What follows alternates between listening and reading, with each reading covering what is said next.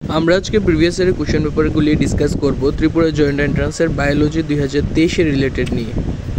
তো চলো আজকে শুরু করি বেশি দেরি না করে। আজকের প্রথম কোশ্চেনটা তোমাদের ত্রিপুরা জয়েন্ট এন্ট্রান্স 2023 ছিল যে অস্ট্রোপিথেকাস were found to B.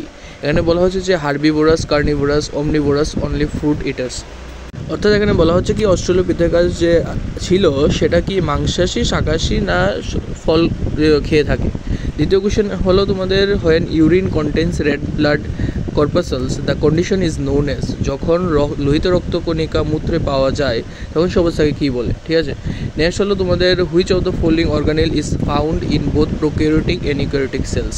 Prokaryotic eukaryotic উভয় কোষে পাওয়া যায় সেটা কোনটা। নেক্সট হলো which of the following has more affinity for haemoglobin.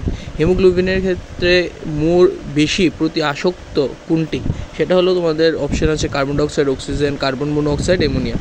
And next question হচ্ছে which pigment helps in opening of stomata in the daylight. বলা হচ্ছে যে কোন রঞ্জক পদার্থ দিনের বেলায় স্টোমাটা খুলতে সাহায্য করে।